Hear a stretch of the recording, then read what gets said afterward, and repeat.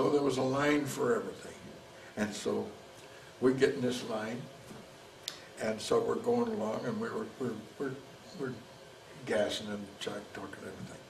And pretty soon we get up there, and the guy says, let's see your ID, Mac. Well, I said, what do you mean, my ID? He says, well, let's see your ID, see how old you are. I said, to get a hamburger and a milkshake? No, he says, you're in the house prostitution line. These two lines parallel. And I said, oh, geez, we got to get over into the other line. The guy says, get at the end of the line. So we had to start all over again. But isn't that something? But they did have that over there for the fellas, and of course the girls were inspected and all that kind of stuff. But okay. Right. So now what do you want to do? So when you were on these ships, were you able to connect with the people around you? Oh yeah. Those, and to this day, I get a guy who'll call me. He's just breezing through, and they have reunions every so often. See, and being as my eyesight was going, I couldn't see who in the heck they were. So one of the guys that I ran around with, he knew this, and so he sent me a film of their last reunion. And if I didn't know, he says, and that lieutenant he says he's wearing striped pants. Well, he's the only guy I recognize. You know what I thought? I said it looked like a senior citizens convention, all these old guys, And so I did make one. I took my sister, who married the guy that I sent. Oh, I have a picture of the guy.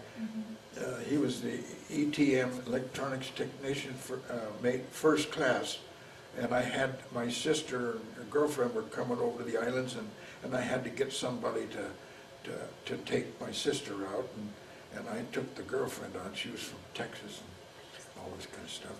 And I have a picture of the four of us at a dance nightclub over there. But yeah, see, I lost my train of thought again. Anyway, help me out here. Do you think you could tell us about the people you connected with on the ships? ships? Yeah, and so I did go to that thing, and this lieutenant was there. He says, Willis, he says, I'm glad to finally see you, because they had a lot of these reunions. I says, how's that, sir? He says, well, he says, I still remember, now this we'll get into later, but when we were in Oran, Africa, there was a guy that had been AWOL off of another ship, and we were going to take him to Palermo, Sicily, and put him in the brig, and then he was going to go back to the States. But this guy came aboard by the MPs, was military police, army, and they brought him aboard, and geez, he was a husky guy, and he was drunk, and so the OD officer deck says to the messenger, go up and get the shackles. We're going to have to put this guy in shackles. And he turned to me, and I was wondering at the time, how are these guys going to put that guy in the shackles? He turns to me, I had just come in off of Liberty, and he says, Willis, you give him a hand, you give us a hand on that. And I said, oh, sir, I said, hey, this is a neat guy. Hey, aren't you, Mac? I said, maybe you and I'll have a beer together one of these days. And I put my arm up over his shoulder and everything, but I had my hand right behind his neck, and he kind of grinned like that. And with about that time, I slammed his head into my forehead, and down he went, and they grabbed those shackles and put it, on his legs and his hands. Wow. Yeah. And so he says, I still remember that. And I says, yeah. I says, did you see the goose egg I had on my the next day? See, but we'll get to Oran, Africa here pretty quick. All right. Okay, so Do you want to tell us about that? Do you want to tell us about Africa? well, yeah, we're going to get there. Okay. And so now the ship is leaving Honolulu, and we get to we get to the States, and we pull into San Diego, and I get Liberty. Now, see, I've been wanting to come home. They had parties for me when I got out of boot camp and blah blah blah. I haven't been home yet, so I'm really raring to get home. And so, anyway, I get Liberty, 30 days, and so. The ship is going to go on down through the canal and go around and go to the Brooklyn Navy Yards and get fixed up. So you got to get repairs and all this stuff. So I go home, and of course this is it's just great, you know, because let's see, I was still, well, I think then I was 19. Excuse me. So anyway, trusty old girlfriend, why she palled around with me, and geez, we went on picnics and we did all this kind of stuff. It was just, it was wonderful. And other guys were home off of the other ships and what have you. And so I won't take up too much time, but it was just a wonderful, wonderful time. So we only have about 15 minutes left of the interview. So there's a couple questions that we want to get to before it ends. So, was war what you expected? So how did what you thought of war in the military and the Navy change after you went overseas? Well, let's get to the war was over in Europe while we're getting repairs, and so they decided to send the Gridley and another destroyer over to the Mediterranean on a goodwill tour. Okay, so that's what we do. And we arrive at Gibraltar, up here on the left, on the corner of Spain, and we get Liberty there. And incidentally, I said to this guy, I says, geez, who's those guys? We were in a bar having a, what do they call it, beer or something. And I said, look at those guys over there. And they were huge. And they were called the Black Watch. They were the drum and you know those things, what do you call that thing?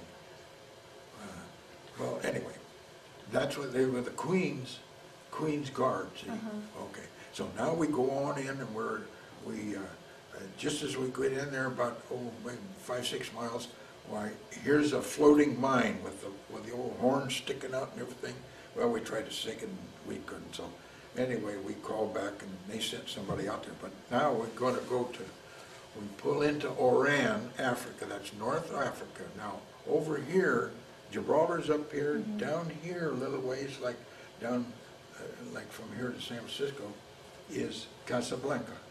You've heard of that. So, okay, we go on in, and we put in at Oran, Africa. And do you think we can talk more about Africa after the official interview? Sure. So, okay. Do you think you could tell us what you expected of war and what was different about what war was actually like?